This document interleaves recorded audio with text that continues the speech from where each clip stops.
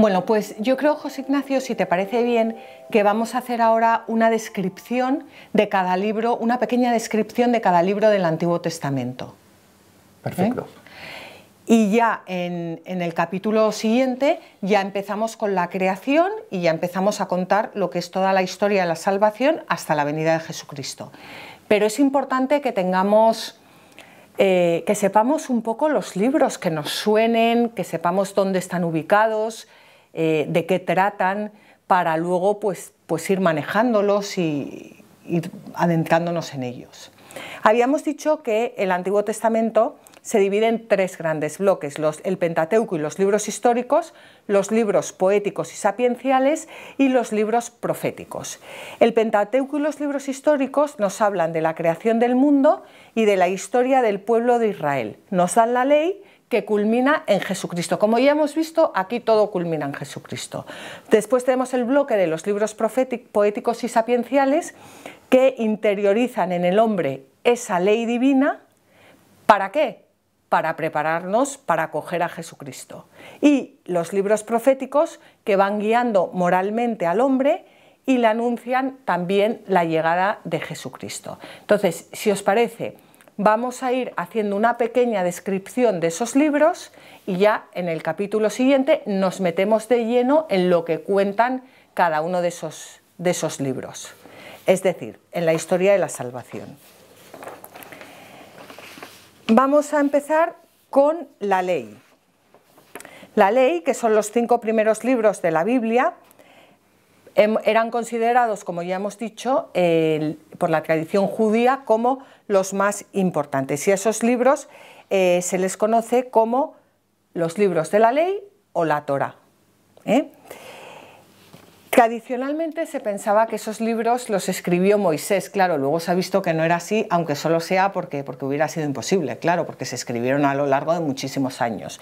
Pero por eso también se les conoce como los 5 libros de Moisés. Y además también se les conoce como el Pentateuco. Pentateuco significa 5 estuches. Había 5 rollos que estaban contenidos en un estuche. Bueno, pues vamos a comenzar con el Génesis. El Génesis significa en griego inicio y narra la creación del mundo y el nacimiento del pueblo de Israel. El libro termina con la historia de José y de sus hermanos.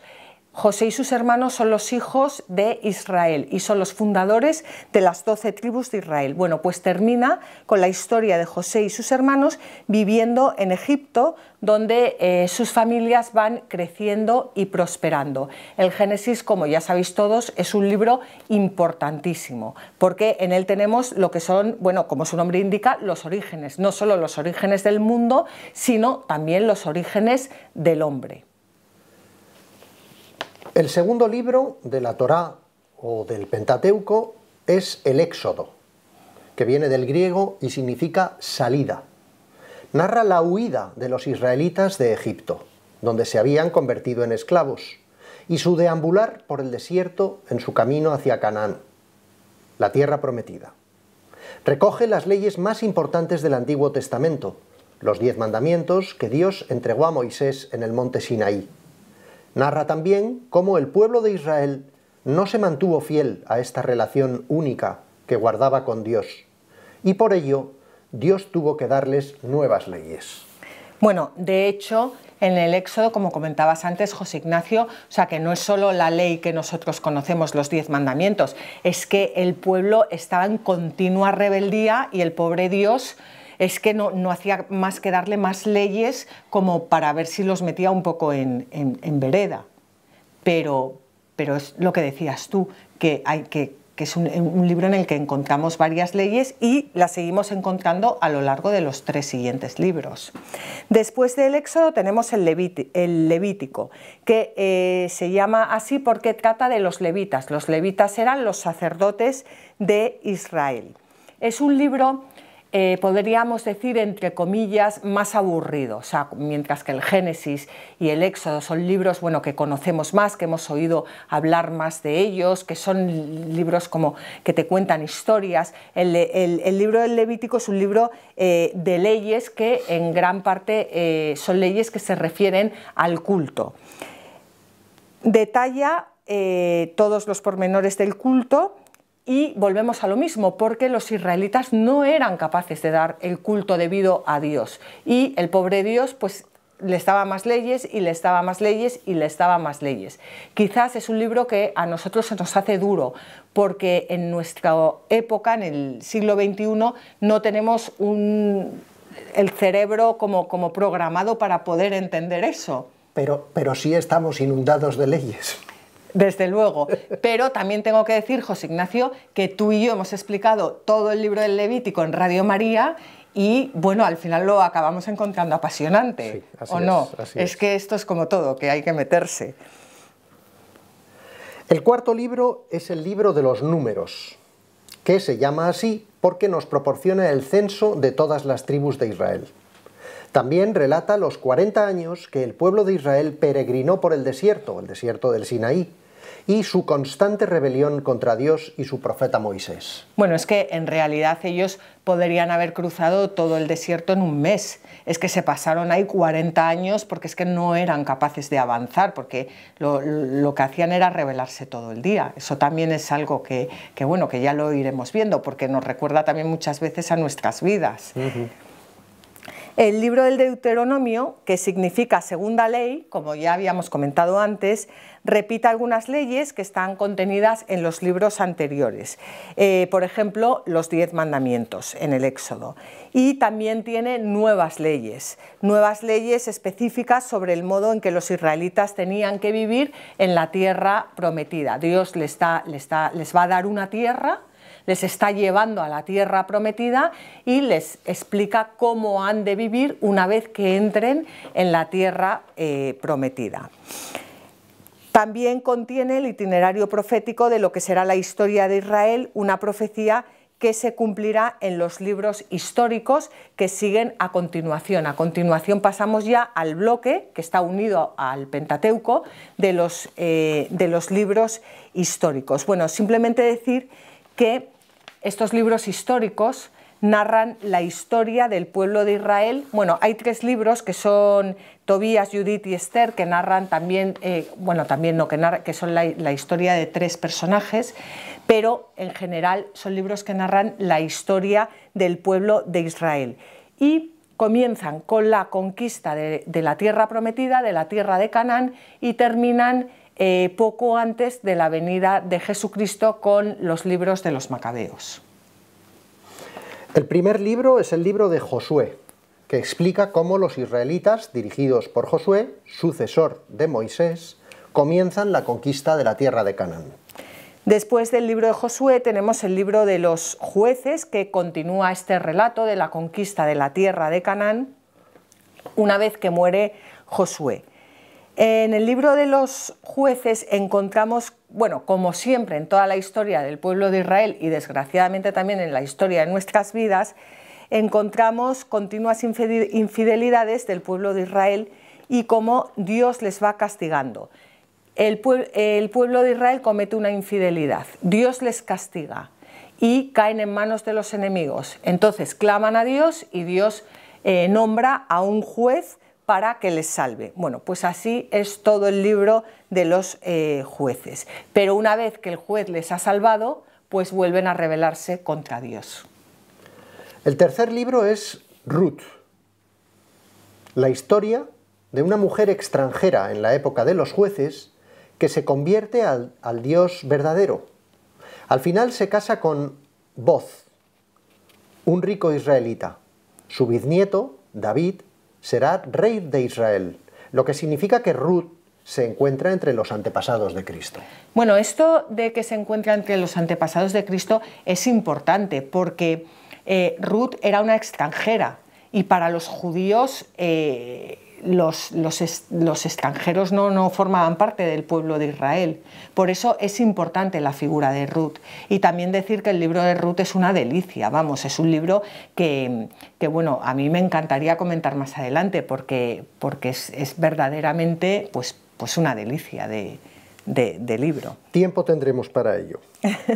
Después de Ruth tenemos los dos libros de Samuel.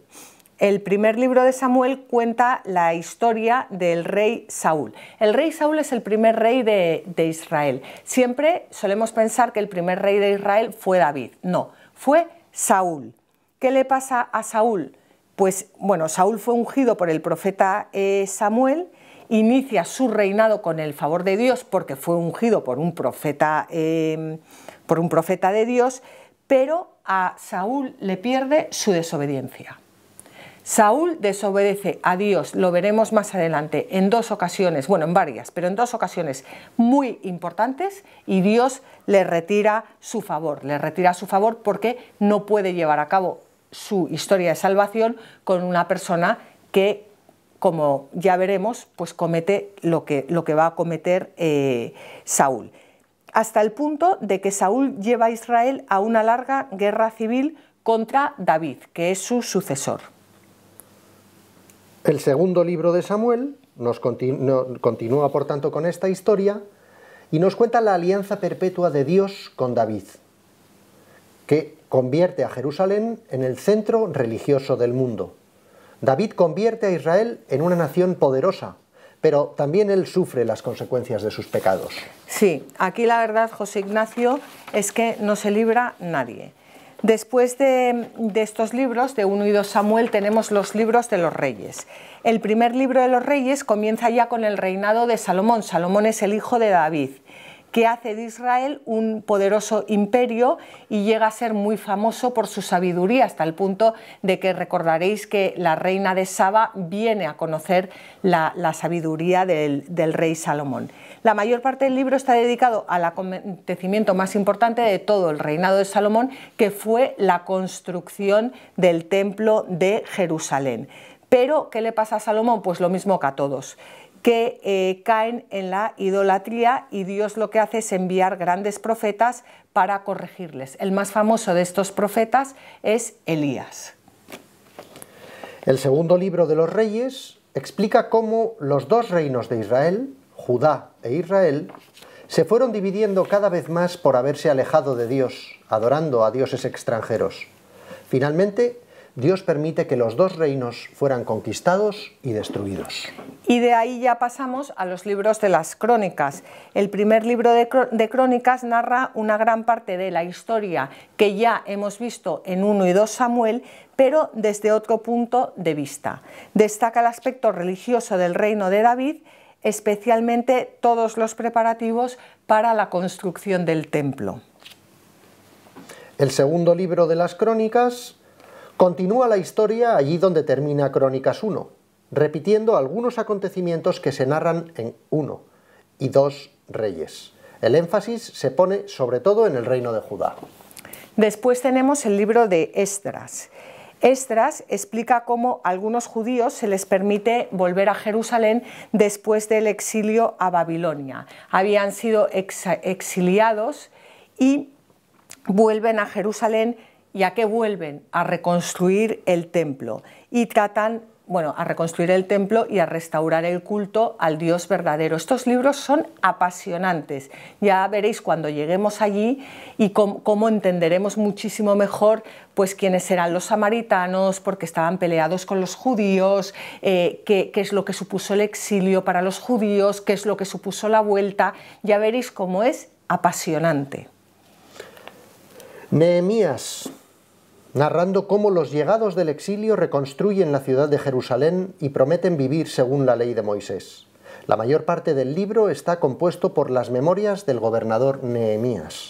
Bueno, pues después de estos dos libros de Esdras y Nehemías vienen 3 libros que son unos libros que, bueno, por lo menos a todos nos suenan: Tobías, Judith y Esther. Son unos libros, yo diría que, bueno, como digo yo siempre, apasionantes. Tobías es la vida de un hombre piadoso que incluso en el exilio vive escrupulosamente conforme a la ley. O sea, podemos decir, como hemos estado viendo hasta ahora, que es el judío perfecto, el fiel cumplidor de la ley. Su hijo es también fiel a Dios y al final el hijo logra hacerse rico después de una serie de vicisitudes y tal, y casarse felizmente. Judith nos explica cómo una mujer heroica salva a Israel mediante una inteligencia estratagema. Todos conocemos el famoso o los famosos cuadros, porque han sido muchos en la historia de la pintura, Judith y Holofernes, ¿no? El libro destaca cómo su éxito proviene de la confianza en Dios. Y después de Judith tenemos el libro de Esther, que habla de una heroica mujer israelita que se convierte en reina de Persia, la reina Esther, y salva a los judíos exiliados de los complots de sus enemigos. Terminamos los libros históricos con los dos libros de los Macabeos, que llenan el hueco entre los profetas y el Nuevo Testamento. En ellos se narra la revuelta encabezada por la familia de los Macabeos contra los dirigentes griegos de Palestina, quienes intentaron forzar a los judíos a que adorasen a dioses paganos. En el primer libro se nos narra la revuelta de los Macabeos como lo haría un historiador, empezando con los antecedentes, la conquista de Oriente por Alejandro Magno, y mediante una narración ordenada de los acontecimientos. El segundo libro de los Macabeos cuenta parte de la misma historia de unos Macabeos desde un punto de vista religioso. El autor ve la mano de Dios en los triunfos obtenidos por Judas Macabeo y sus hermanos. Bien, y yo creo que ahora, Beatriz, probablemente agradezcan mucho nuestros amigos que tratemos de establecer una secuencia temporal de todos estos libros de los que hemos hablado de una manera muy liviana y muy ligera, pero sí tratar de señalarlos en el tiempo. ¿Cuándo ocurrió cada cosa? ¿En qué momento histórico podemos colocar a Abraham? ¿En qué momento histórico podemos colocar la historia de Moisés? ¿En qué momento histórico podemos colocar la historia de David, de Saúl, de David y de Salomón? Un poco como los momentos más importantes, probablemente, ¿no? Bueno, Abraham, por supuesto. Bueno, tenemos, José Ignacio, en el libro Comprender las Escrituras, en la página 34, tenemos pues exactamente lo que tú dices. Vamos a leerlo un poco y luego también decir a nuestros oyentes o a nuestros amigos, a los que nos están escuchando, que a partir del próximo programa vamos a ir no solo contando la historia de la salvación y la historia del pueblo de Israel, como ya hemos dicho antes, sino también ubicando los libros en el tiempo, que es uno de nuestros grandes objetivos y metas de este curso, que sepamos a qué época pertenece cada libro y en qué época pasó cada acontecimiento, lo que podemos conocer. Exacto, que quede perfectamente claro que estamos hablando de hechos históricos, no estamos hablando de personajes mitológicos como alguien en algún momento ha tenido la osadía de decir, ¿no? Exacto. Todos estos personajes, bueno, tal vez no todos, pero de todos parece que hay una huella histórica y evidentemente estamos hablando de hechos históricos, de personajes que han sido hombres y mujeres como nosotros. Exacto. De hecho, podemos enmarcar a Abraham, la llamada de Dios a Abraham, en los siglos XVIII, XVII antes de Cristo. Y aquí comienza toda la etapa de los patriarcas. En estos siglos, Jacob y sus hijos viajan a Egipto y José muere en Egipto. También podemos ubicar el Éxodo y el viaje a la tierra prometida entre el año 1250 y 1100 a.C. Es decir, que hubo aproximadamente 400 y pico años entre la llegada de Abraham y sus hijos a la tierra de Canaán. Abraham venía de Ur de los Caldeos, en lo que hoy es Irak, entiendo, ¿no? En la desembocadura del Tigris y del Éufrates. Llega a la tierra de Canaán, a lo que luego será la tierra prometida en la época de Moisés, en el siglo XVIII a.C.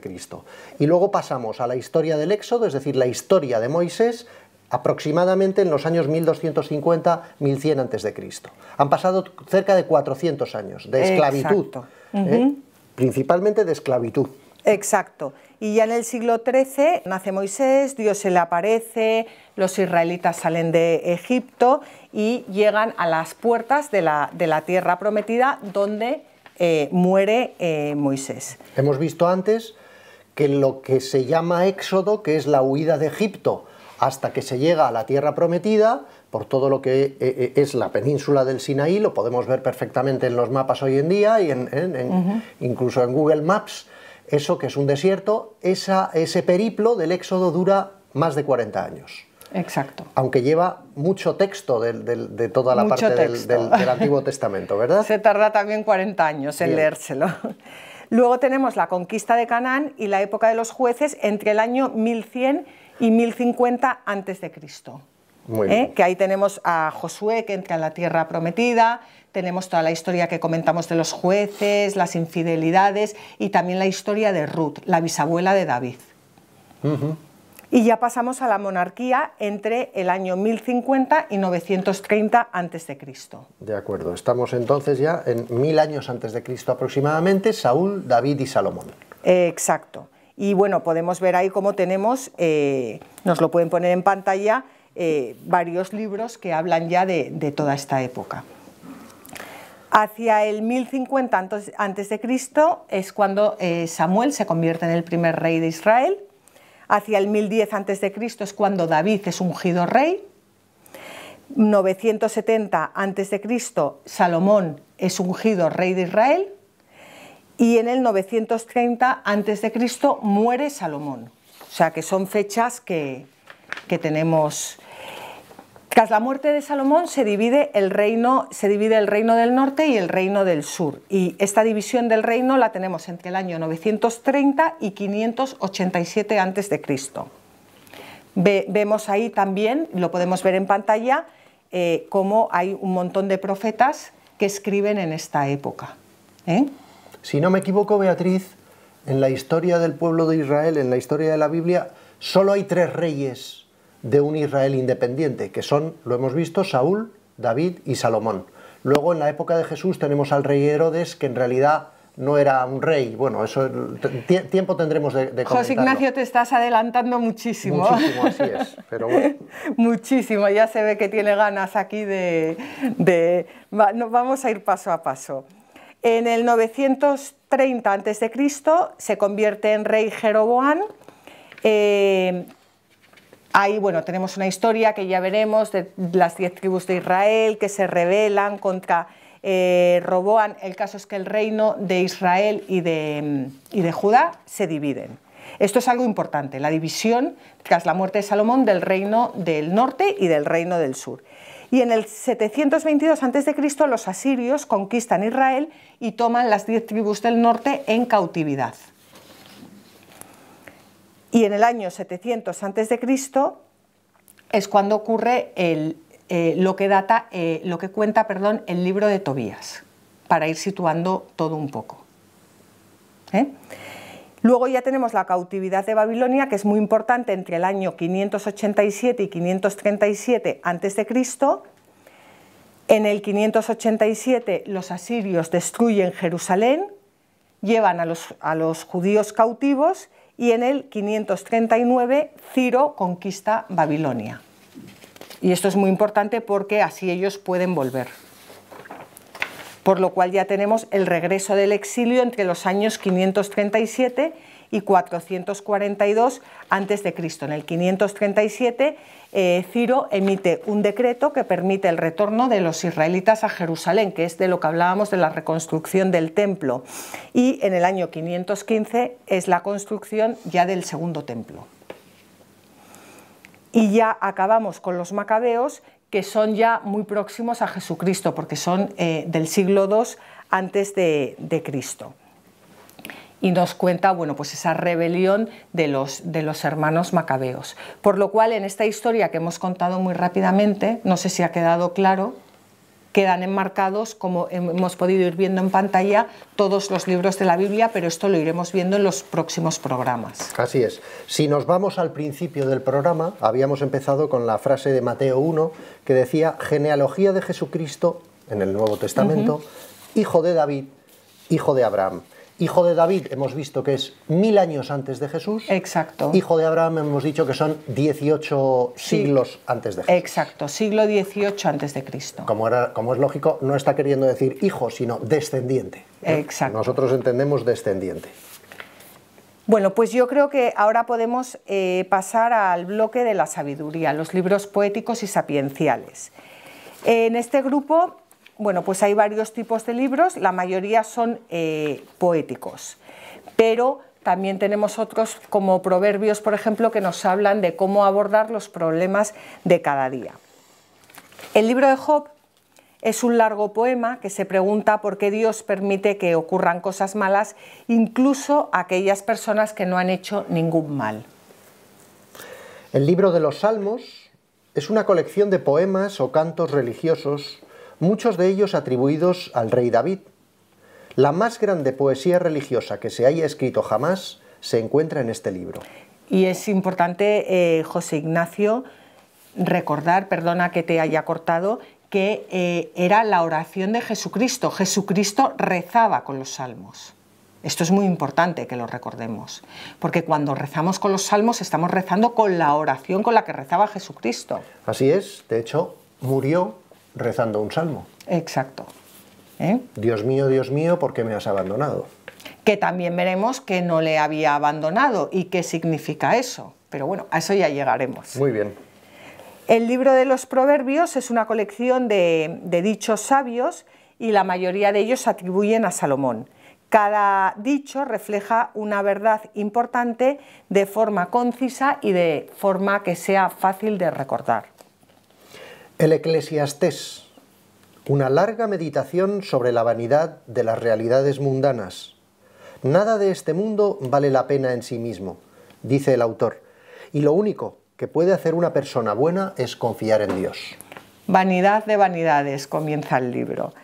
Luego tenemos el Cantar de los Cantares, que bueno, sabemos que yo creo que es un poema de amor muy famoso, que es difícil entender por el vocabulario, porque es la historia de dos amantes, que es una alegoría del amor entre Cristo y la esposa, o que es la Iglesia, o entre Cristo y nuestra alma, pero que es un libro que lógicamente pues necesita una buena introducción para poder abordarlo.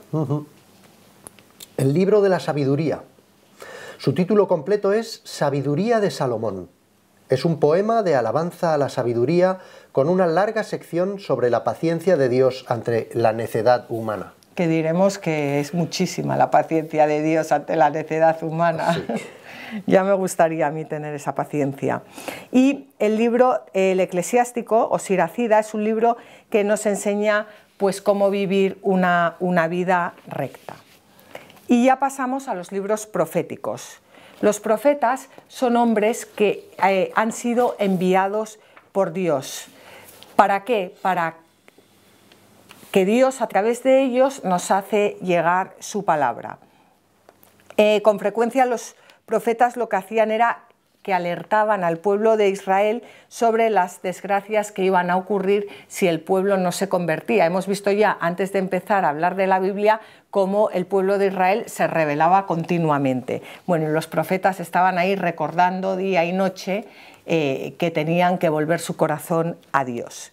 Cuando llegaban las desgracias, Dios lo que hacía es que enviaba profetas con mensajes de consolación, siempre prometiendo la salvación a su pueblo. Y muchos profetas anunciaron la llegada del Mesías, que liberaría al pueblo de Israel de esa esclavitud. Por supuesto, como ya hemos dicho varias veces, nosotros los cristianos sabemos que todas esas profecías se cumplen en Cristo. El primero de ellos es Isaías. Contiene el libro algunas de las profecías más claras de todo el Antiguo Testamento sobre la venida del Mesías. La primera parte advierte sobre las desgracias que sobrevendrán al pueblo si no vuelve al verdadero Dios. El resto del libro, redactado y recopilado probablemente durante el exilio de Babilonia, promete la redención al pueblo a pesar de haber pecado. Después de Isaías tenemos el libro de Jeremías, que Jeremías es un profeta escogido por Dios para anunciar la destrucción de Judá. Ya lo hemos visto antes.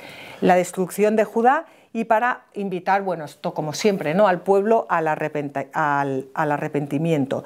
Y fue odiado por lo que decía. Bueno, esto es algo muy común, ¿no? Jeremías estaba avisando que como sigáis así se va a destruir Jerusalén y claro, pues cuando una persona habla en nombre de Dios, por lo general, pues es odiado.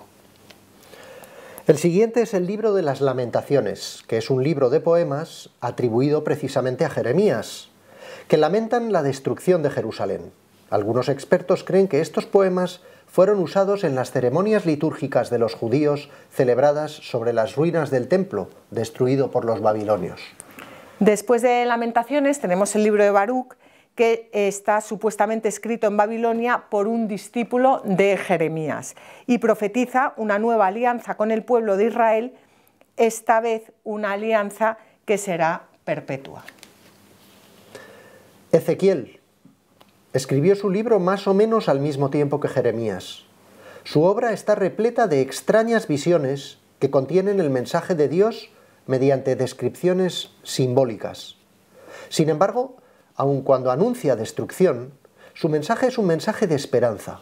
No importa lo imposible que parezca, Dios puede hacer volver a la vida a un Israel muerto. Y terminamos los profetas mayores con Daniel, que relata la actividad de un profeta judío que logra un alto puesto en la corte de Babilonia durante el exilio.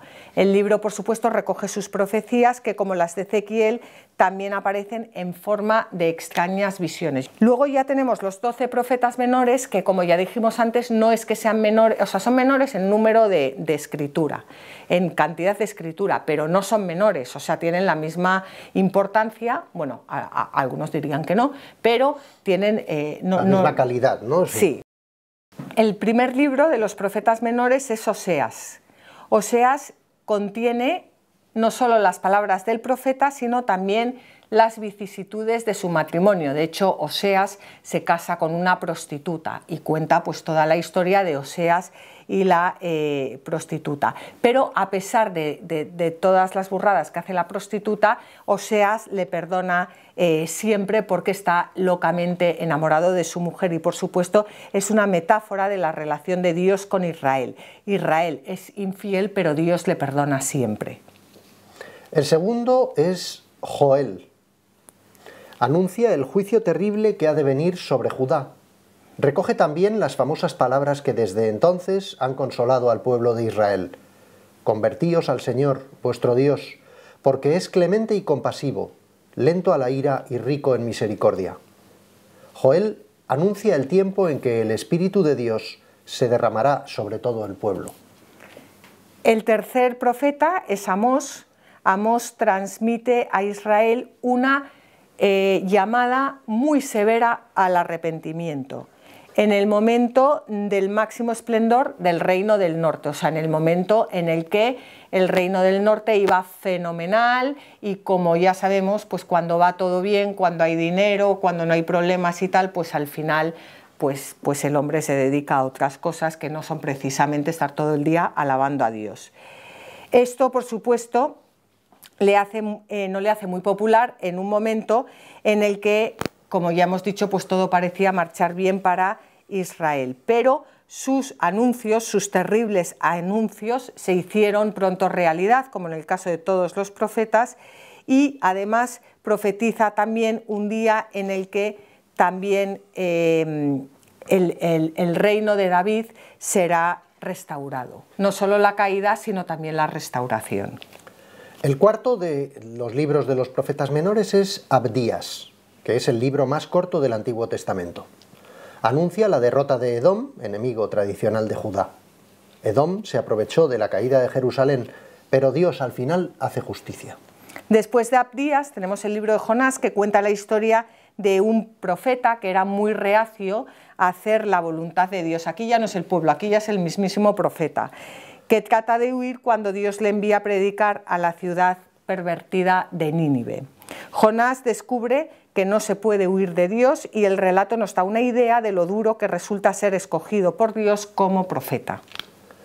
Miqueas pronuncia juicios contra los corruptos que aceptan sobornos y explotan al pobre. También predice que vendrá un Salvador a regir Israel y que este Salvador nacerá en la pequeña ciudad de Belén. Nahum predica la caída de Nínive, el centro del sangriento imperio asirio. Nínive, que era el imperio, que pertenecía al imperio que había conquistado Israel, será conquistado porque Dios en persona está en su contra. Habacuc, una vez más, pronuncia juicios en contra de los malvados, pero también predice bienestar para el justo que viva la fe. Sofonías sobrepasa ya los límites territoriales de Israel y Judá para anunciar el juicio de Dios contra toda la tierra, ya no solo contra su pueblo, sino contra toda la tierra. Pero también trae un mensaje de alegría, y es que los juicios en contra del pueblo de Dios serán olvidados y Él os renovará en su amor. Y ya pasamos a los tres últimos profetas, que corresponden a la época en que algunos judíos habían ya regresado del exilio de Babilonia. Ageo dirige sus esfuerzos a la reconstrucción del templo. Reprocha al pueblo por llevar una vida de lujo mientras la casa de Dios está en ruinas. Zacarías es contemporáneo de Ageo y también trabaja en la tarea de la reconstrucción del templo. En unas de sus visiones ve la llegada de un nuevo rey a Sión, humilde y montado en un pollino, en un borrico, hijo de asna. Y Malaquías advierte a los que habían regresado del exilio que Dios no se satisface con la forma externa del culto. Esto está relacionado con lo que veíamos antes, ¿verdad? La aplicación formal de la ley. Los que prosperan a costa de hacer el mal no satisfacen a Dios con ofrendas de bienes robados. Predice la llegada del mensajero del Señor, que será como un fuego de fundidor, que purificará a su pueblo. Bueno, pues aquí hemos hecho una breve descripción que podemos encontrar en el libro Comprender las Escrituras, de todos los libros que forman parte del Antiguo Testamento. Quizás a vosotros os haya hecho a lo mejor un poco más pesado, no lo sé, pero es importantísimo tener situados todos los libros. Ya el capítulo que viene empezaremos a hablar sobre la creación. Yo creo que esto, José Ignacio, era fundamental hacerlo, y que es importante que nos vayan sonando los libros, que nos vayamos familiarizando con los profetas, con las épocas, con las fechas, con los acontecimientos. Así es. Entonces, si te parece, Beatriz, recapitulamos.